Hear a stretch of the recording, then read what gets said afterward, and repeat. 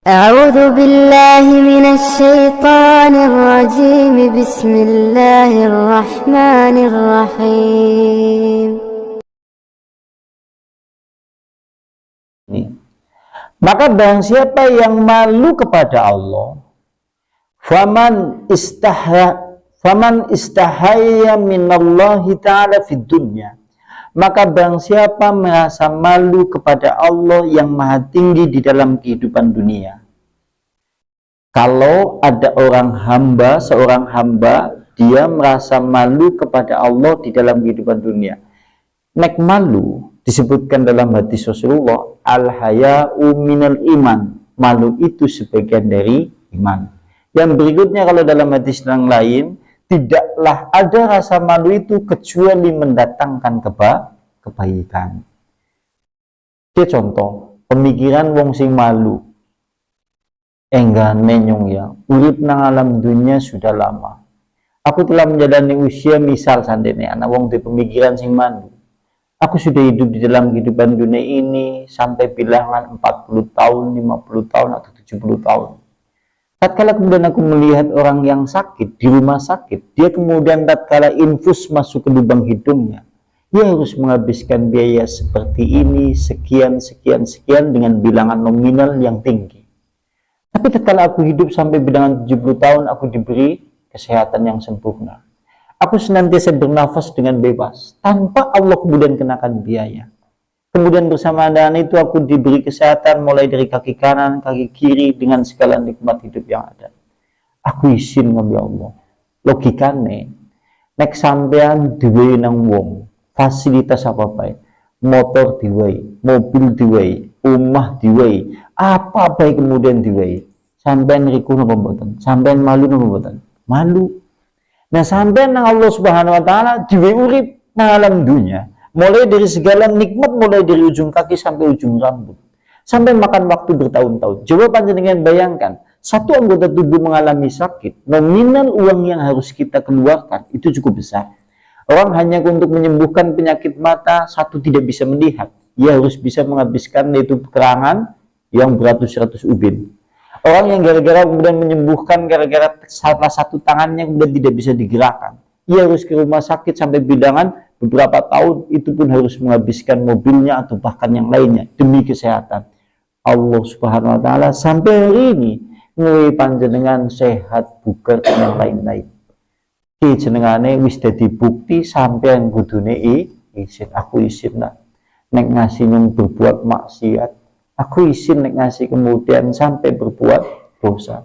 Aku malu sekiranya aku tidak menyembah. Aku malu sekiranya kemudian aku tidak menangis.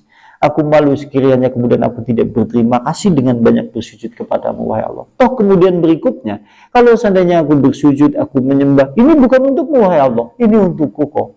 Aku tambah malulah lagi. Sing jenengane wong isin lambi Allah. Mulane sing jenengane tiang boten ibadah, orang yang meninggalkan kewajiban kepada Allah sekalipun notabene dia muslim, berarti kayak wis ilang isine. Mulanya dia ngomong nang kalimat bahasa Arab, kalimat kehidupan dunia bahasa Arab kan al-hayatu dunya.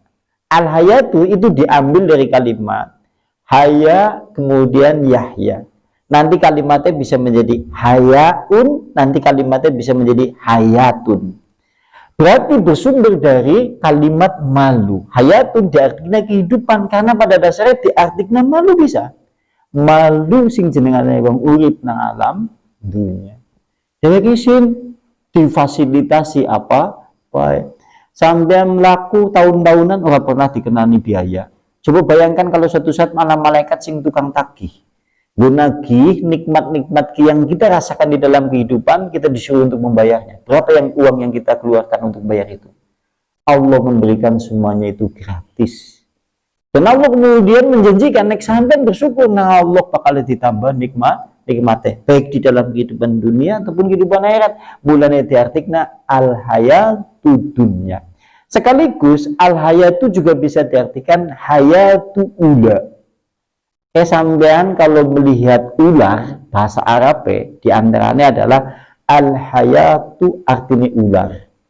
Ular adalah hewan yang berbisa. Maksudnya adalah kenapa kemudian kalimatnya itu dihubungkan kan dunia al-hayatu dunya nek diartikan nganggo ular berarti ular dunia. Karena sing jenengane dunia itu seperti ular. Kalau panjenengan tidak bisa menundukkannya, maka panjenengan akan dipatuk dengan bisanya. Kalau panjenengan dipatuk dengan bisanya, kita tenggelam di dalam dunia. Susah untuk sembuh dari racun dan bisanya. Mulane diomongna al-hayatu dunya. Gue kalimat nang bahasa Arab seluk beduke kados makaten. Mulane dia kudu menggalih nganti jero. Oh iya memang kudune nyong dadi wong hamba-hamba Allah sing memang bener-bener kudu izin. Minangka urip nang alam dunya ya kudune kula dadi hamba dumateng Allah ki kudune izin ngelawan Allah. Sing panjenengan kudune izin. Izin nek ngasih ora salat subuh. Izin nek ngasih ora salat duhur. Izin kalau suatu saat kemudian sampai tidak sholat maghrib. Malu kalau suatu saat kemudian kita tidak mohon ampun. Malu kemudian kita kalau seandainya tidak banyak bersujud. Malu kemudian kalau kita tidak banyak berdoa kepada Allah. Malu pula kalau seandainya kemudian kita tidak banyak berterima kasih terhadap segala nikmat-nikmat di dalam hidup. Ikutune kaya kue. Wah, hamba nek malu kepada Allah wis mencukupi. Isin ke wis mencukupi. Kalau gawe dosa isin wasita. Orang-orang sampean nek isin kepada seorang, tindak langkah kemudian panjenengan akan dijaga di hadapan orang yang panjenengan rikui. Orang-orang panjenengan duwe begede, panjenengan duwe wong tuane itu kategori nang panjenengan dirikui. Kenapa dirikui? Dia memberi, dermawan, apa-apa disediani, panjenengan arepe biasanya riku. Mune bersikap nang jenengan kuwi didandani banget sebagus-bagusnya. Karena nek wong malu kepada Allah tentunya memperbaiki sikap, akhlak, rasa syukur dan berterima kasih kepada Allah. Kising jenengane orang yang malu kepada Allah. Jadi orang yang malu kepada Allah pantas Rasulullah ngomong al-haya'u minal iman. Malu di sini berarti udah malu sing diomong nang wong Jawa. Aku isin aku madang ora gelem ki udah malu itu. Oke jenengane basa-basi. Neng memang panjenengan ngeli ya ngeli. Kalau memang kemudian tidak ya tidak. Karena nek sing jenengane malune nang Jawa berbeda dengan malu konsep dalam iman. Malune nang Jawa kan nggak seperti itu. Malune nang Jawa ya seakan-akan nolak rezeki padahal dheweke karep. Kang, sampean kok daerah tanggonku kanyang nyembelihan tok. Aku terima kasih lah untuk menulis suara pati janjian hati gelem. Yang seperti ini senengane malune wong Jawa bukan termasuk di dalam hadis ini. Itu maksudnya. Dan ini satu kalimat lagi men kepenak selesai, men kepenak ngene rampung nah. Iya. Lantas kalau seandainya ada hamba Allah yang malu kepada Allah di dunia, yaitu terhadap apa saja yang ia lakukan, maka istahayallahu ta'ala, maka Allah subhanahu wa ta'ala akan malu. Nek ana hamba malu kepada Allah di dunia, Allah nanti malu untuk menghisap dan untuk mempersoalkannya. Sampean ngesuk nek sandene nang dina kiamat, kalau di dunia ini sudah malu kemudian Allah tatkala mau memeriksa amalan-amalan panjenengan. Mulane ana hadis Rasulullah sing mengarahkan hisab yang mudah. Hisab yang mudah kan diantaranya hamba diundang. Begitu hamba itu diundang, lantas kemudian ditanya. Nang Allah mung ditanya, hal ngamil kada wa kada. Apakah engkau melakukan seperti ini, seperti itu? Dijawab nang hamba, ya aku ngelakoni dosa seperti ini, wahai Allah. Hamba itu temungkul. Nganti nang Allah diulang-ulang. Janjane Allah malu kan di hamba itu. Lantas kemudian sing terakhir begitu seperti itu kata Allah, tenang saja, aku mengampuni dosa-dosamu, bahkan aku menutup dosa-dosamu itu baik di dalam kehidupan dunia maupun di kelak di kehidupan akhirat di sini, dan engkau silakan masuk ke dalam surga. Ki jenengane hisab sing mudah karena Allah malu ngene garep menghisab nek dhewek wis malu di sisi kehidupan dunia. Dan berikutnya walam yajma'u alaihi hayaini, dan sungguh Allah Subhanahu wa taala tidak akan mengumpulkan dua rasa malu pada hamba. Sing jenengan nek sampean siki sudah malu di dalam kehidupan dunia, ngesuk akhirat ora malu. Sing jenengan ora malu nang akhirat maksudnya ora dilebokna nang neraka, ora diazab, ora dilehna nang hamba-hamba terhadap perbuatan dosa-dosa yang ia lakukan.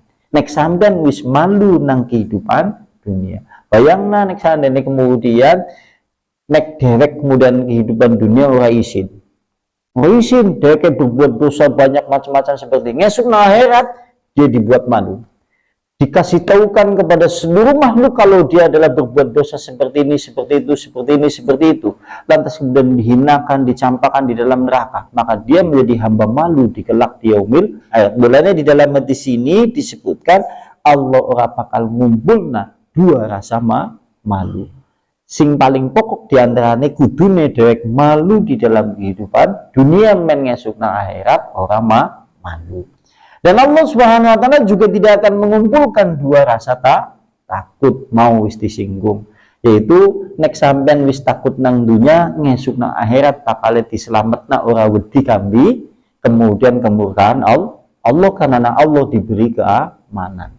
Tapi sebaliknya, kalau tatkala kemudian di dunia dia sudah tidak takut kepada Allah, tidak beribadah, tidak menyembah, tidak sholat, tidak melakukan amalia taubat, maka tatkala kemudian hamba itu tidak takut di dunia, maka oleh Allah kelak di akhirat akan diberi rasa takut dengan ancaman di dalam neraka, dengan azab yang mengerikan dan yang lain-lain. Berarti besok sampai faslun nih, sampai faslun ya. Ya, bab yang menjelaskan tentang husnudzan. Mungkin ada yang mau ditambahkan, tafadhol silakan. Mungkin malam ini alhamdulillah kita dari subuh tadi ada yang mau pertanyaan tentang pengulangan itu yang dimaksud dengan melakukan dosa besar, tetapi dia tidak mengakui perbuatan dosanya itu dalam arti maaf itu yang bentuknya bagaimana? Iya. Ini seperti ini. Iya. Karena itu kan penjelasan di kitab Ibnu Katsir. Nah, itu kan penjelasan di Ibnu Katsir terkait masalah firman Allah surat Yasin ayat 65. Surat Yasin ayat 65 kan al-yauma nahtimu ala ahwahihim wa tukallimuna aydihim wa tasyhadu arjuluhum bima kanu yaksibun. Pada hari itu akan dikunci mulut-mulut mereka, akan bersaksi di hadapan Allah tangan-tangan mereka, kaki-kaki mereka terhadap apa saja yang mereka kasabkan dulu di dunia. Nah, ayat ini ke ayat sebelumnya. Ayat ini kan janjane masih berkaitan dengan ayat sebelumnya. Ayat sebelumnya kayak ayat 60, 61, 62, 63, 64, kemudian 65. Nah, ayat yang 60, 61, 62, 63, 64 berbicara masalah orang musyrik yang nanti kemudian akan dimasukkan ke dalam neraka. Berbicara juga orang munafik, yang munafik itu munafik iktikot, udah munafik bukan munafik hauli. Munafik hauli ke berjanji mengingkari, dipercaya kemudian malah mengkhianati. Ke jenjane munafik hauli, bukan seperti itu. Tapi munafik iktikot ke janjane wong kafir, tapi nutupi kekafirane dheweke etok-etok Islam. Yang seperti ini maksudnya. Ya, munafik itu. Nah, lantas begitu kemudian kelak di hari kiamat, tatkala mereka hendak dimasukkan ke dalam neraka, tatkala melihat api neraka, didelengkan nang kono api neraka. Api neraka kan kalau dalam tafsir didatangkan terlebih dahulu oleh Allah sebelum mereka diazab. Api neraka didatangkan terlebih. Nah, begitu mereka melihat neraka, maka mereka mengingkari perbuatannya. Jadi orang ngakoni, yo berbuat musyrik kombien, aku lah berbuat seperti ini kombien, aku lah berbuat seperti ini. Mereka ngingkari tatkala dihisab. Lantas oleh Allah dijadikan kakinya berbicara, tangannya berbicara. Aku berbuat seperti ini, seperti itu. Mulutnya dikunci. Itu maksudnya. Itu seperti itu maksudnya. Iya, di antaranya itu. Iya, Pak Saki, tadi, iya bagi ya. Seperti itu Pak Pon. Di antaranya itu. Akhirul kalam billahi taufiq wal hidayah. Nakhtimu bihadza majlis ta'lim wa bidawati Rasulillah subhanakallahumma bihamdika asyhadu an la ilaha illa anta astaghfiruka wa atubu ilaik. Barakallahu fikum, mudah-mudahan anggenipun panjenengan kula sedaya ngaos dadosaken nambah iman lan mugi-mugi sebagai harapan besar kita semuanya kepada Allah, mugi-mugi yang hadir ataupun yang tidak hadir ataupun keluarga-keluarga kita masing-masing nanti mendapat keberkahan dari Allah. Tatkala mau berpulang kepada Allah itu tetap dalam keadaan husnudon kepada Allah sehingga mendapatkan rahmat dari Allah, karena itulah harapan kita di dalam hidup. Akhirul kalam billahi taufiq wal hidayah. Assalamualaikum warahmatullahi wabarakatuh.